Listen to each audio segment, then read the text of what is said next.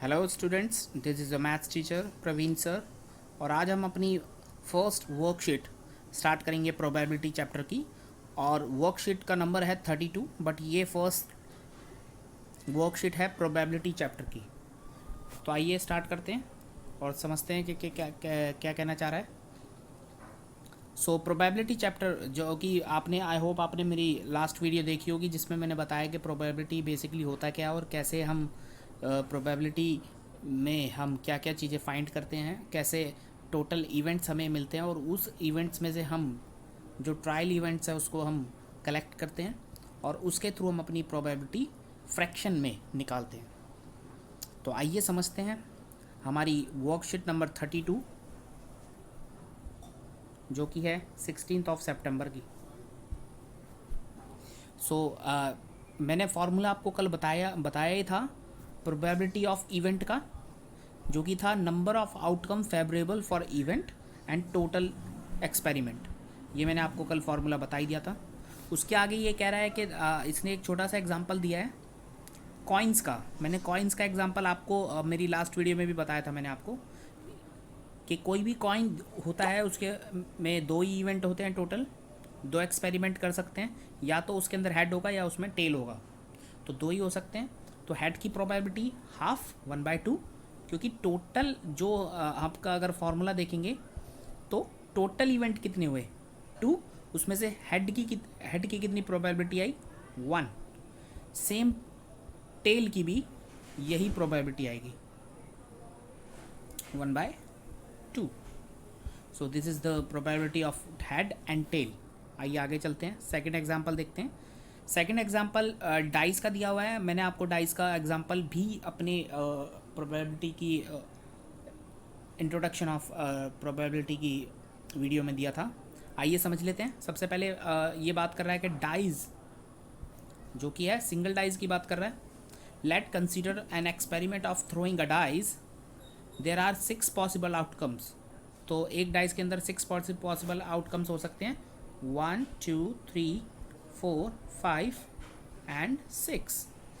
ये 6 एक्सपेरिमेंट हो सकते हैं। इन 6 में से यानी कि टोटल आउटकम आपके पास कितना आया 6।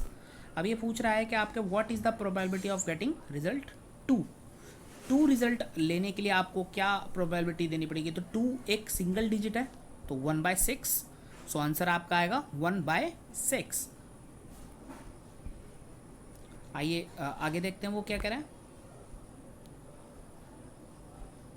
सेकंड कह रहा है what is the probability of getting result 5। तो टोटल आपके पास में 5 की प्रोबेबिलिटी निकालने के लिए आपका देखेंगे 6 आपके टोटल नंबर है, तो 5 की प्रोबेबिलिटी निकालने के लिए हम क्या करेंगे, क्योंकि प्रोबेबिलिटी इसमें देखिए 5 is a single digit number, so it's also the answer will B 1/6। आइए अगले एग्जाम्पल को देखते हैं। अगला एग्जाम्पल है अ bag has 4 red balls. 4 red balls हैं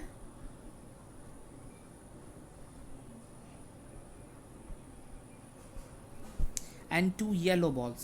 2 yellow balls.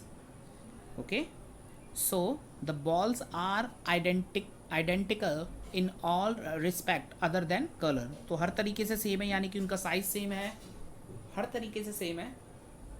अगर एक मेटल की है तो दूसरी भी मेटल की है, तो हर तरीके से सेम है, बस कलर चेंज है। तो आइए इसकी प्रोबेबिलिटी निकालते हैं। तो यहाँ देखेंगे कि टोटल नंबर आपके पास कितना है। तो टोटल नंबर आपके पास, सबसे पहले इस टाइप के क्वेश्चंस को क्लियर करने के लिए हम क्या करेंगे, अगर सेम टाइप का कुछ इवेंट दिया हुआ है, सेम टाइप की कुछ चीज़ दी हुई है, जैसे बॉल दी है, डाइस दी है, अगर सेम दी है तो उन सबका पहले टोटल कर लेंगे। तो यहाँ पे टोटल हम करेंगे तो 4 + 2 हमारे पास 6 आएगा। तो टोटल आउटकम्स हमारे पास कितने आए 6। तो आइए अब देखते हैं कि ये क्वेश्चन में क्या पूछ रहा है। What is the probability of getting a red ball. तो रेड बॉल निकालने के लिए हमारे पास प्रोबेबिलिटी क्या होगी, पहले हम करेंगे P रेड बॉल। तो टोटल कितने हैं 6। अब मुझे रेड बॉल निकालनी है। How do I know that कौन सी रेड बॉल निकलेगी। There are 4 red balls in the bag, so मैं चार में से कोई भी एक पिक कर सकता हूँ। तो इस तरीके के क्वेश्चन में आपको ये नहीं करना कि 1/6 लिख दें। कई बच्चे ये गलती करते हैं कि मुझे एक बॉल निकालनी है तो मैं 1/6 कर देता हूँ, क्योंकि मेरे पास टोटल 6 बॉल्स हैं और मुझे 1 बॉल निकालनी है। No, there are 4 red balls, so that means 4/6 will be the answer. So answer इसको आप कट कर देंगे तो आपका आंसर आएगा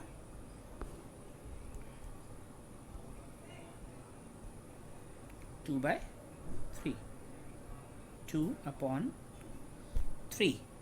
so this will be your answer. आइए सेकंड की तरफ चलते हैं।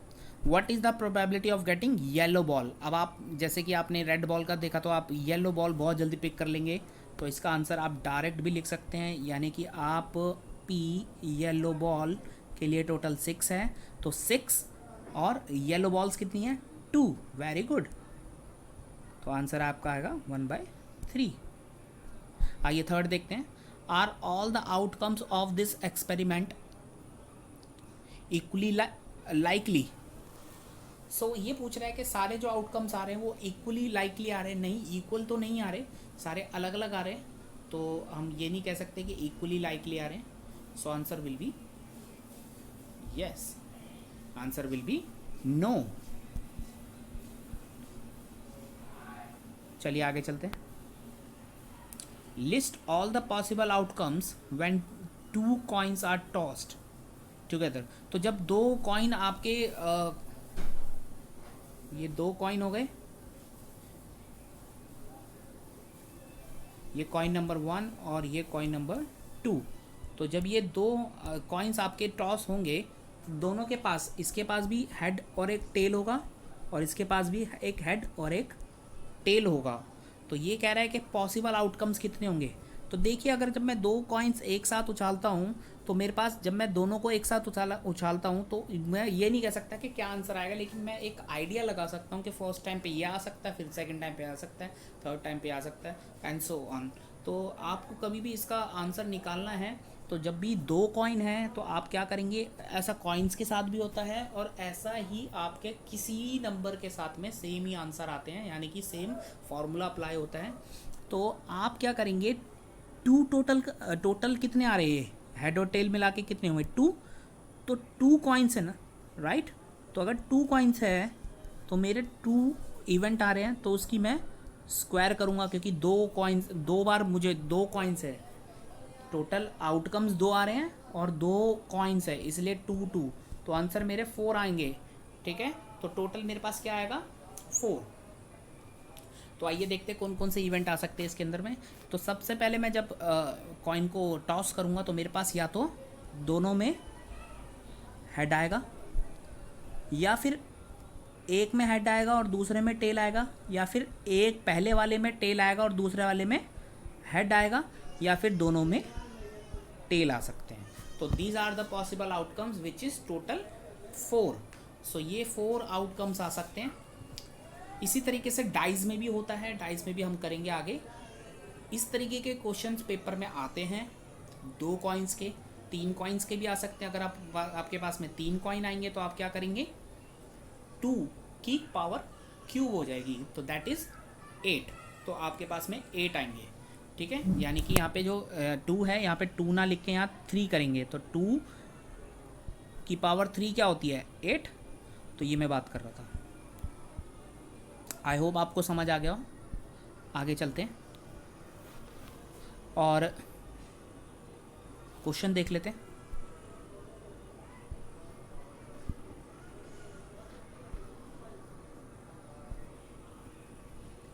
दूसरा क्वेश्चन देख लेते हैं।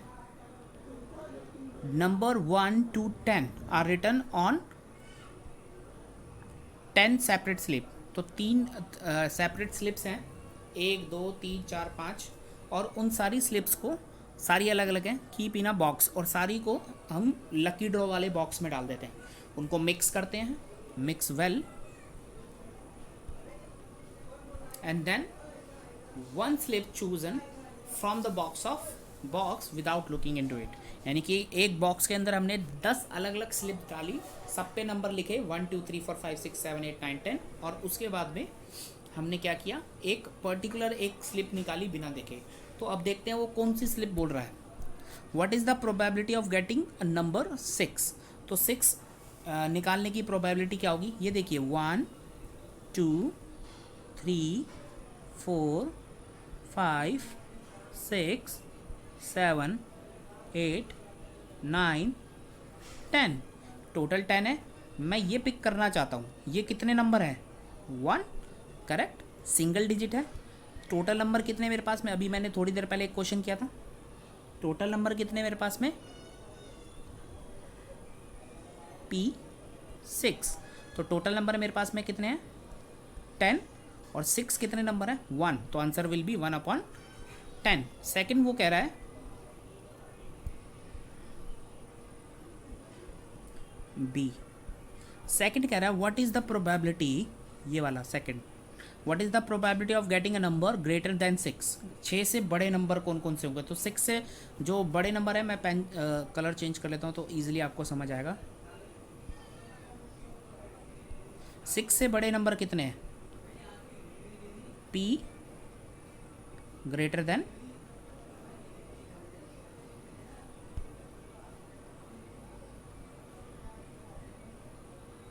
Greater than 6। टोटल नंबर तो 10 ही रहेंगे। तो 6 से बड़े कौन कौन से नंबर है, 7 8 9 10, कितने 4 नंबर हो गए, 4। तो आंसर विल बी 4/10। इसको अगर हम कट करेंगे तो क्या आएगा, 2/5। So this will be your answer. I hope आपको ये वर्कशीट ईजिली समझ आ गई होगी, बहुत ईजी है, और एग्ज़ाम पॉइंट ऑफ व्यू से प्रोबेबिलिटी चैप्टर में दोबारा बताऊंगा कि बहुत ज़्यादा इंपॉर्टेंट है। तो थैंक यू बच्चों, ये थी आज की वर्कशीट का सॉल्यूशन। मिलते हैं अगली वर्कशीट सॉल्व करने के लिए। Thank you.